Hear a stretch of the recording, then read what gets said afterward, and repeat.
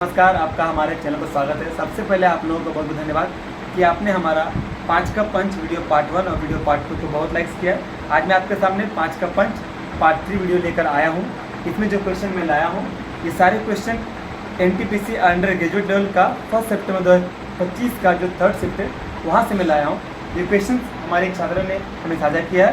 तो पहला 5 क्वेश्चन वहीं से है और आखिर का जो एक क्वेश्चन है वो एनटीपीसी ग्रेजुएट लेवल 2025 का एक क्वेश्चन है। और ये क्वेश्चन मैंने एक्सट्रैक्ट किया आपके लिए, वो मैं आपको वीडियो के अंत में बता दूंगा। चलिए पहला प्रश्न लेते हैं। प्रथम 147 विषम प्राकृत संख्याओं का औसत क्या है? तो इस प्रश्न को सॉल्व करने से पहले मैं आपको एक उदाहरण देता हूँ कि मेरा प्रथम प्राकृत संख्या में जो विषम है वो 1 है, फिर 3 है, फिर 5 है। अभी 3 का ही मैं औसत निकालना चाहूँगा, तो 3 से भाग करना पड़ेगा। तो 5 3 8 1 9 9 को जब हम 3 से भाग करते हैं जवाब क्या आता है? 3 आता है। यानी कि जब कभी भी हम प्रथम 3 प्राकृत संख्या या प्रथम 5 प्राकृत संख्या का औसत निकालते हैं तो आंसर हमारा वही आ जाता है। इसी प्रकार से प्रथम 147 विषम प्राकृत संख्या का औसत क्या आ जाएगा? हमारा 147 ही आ जाएगा। अगला सवाल है, उस गोले का आयतन क्या होगा जिसका व्यास 12 सेंटीमीटर है? चलिए क्या करना होगा? फॉर्मूला है 4/3 और पाई आर क्यू, जहाँ पर आर क्या है? आपका अर्धव्यास है। चलिए 4/3 लिखते हैं, पाई के लिए पाई लिखते हैं। आर का वैल्यू क्या है आपका? 12 का आधा करें 6, तो 6 हमारा अर्धव्यास हो जाएगा। तो यहाँ पर 6 3 बार लिखना पड़ेगा क्योंकि पावर 3 है। 3 से काटते 6 को 2 बार में, 4 दूना 8 हो जाएगा और 6 6 36 हो जाएगा। गुना कर लेते हैं, 8 6 48, हाथ में लगा 4 8 24 से 28, तो 288 और यहाँ पर पाई है तो हमारा 288 पाई आंसर आ जाएगा। अगला क्वेश्चन है 64 और 324 का मध्य समानुपात क्या है? इस तरह का वीडियो मैंने अपने चैनल पे दिया है पहले भी। चलिए फिर और सोल्व करते हैं। 64 का और 324 का मध्य समानुपात चाहिए तो क्या करना रहेगा? सिर्फ इसका वर्गमूल निकाल देना होगा। 64 का होगा 8 और 324 का होगा 18, 18 8 144, ये आपका आंसर आ गया।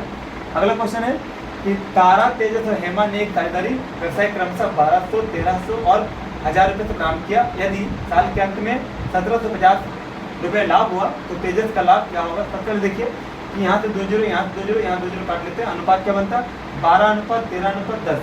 जोड़ने पे क्या आता है? 12 13 25 और 10 35। ये अनुपात में जोड़ के 35 आ गया कुल। तो कुल लाभ कितना? 1750 है, यहाँ लिखते हैं।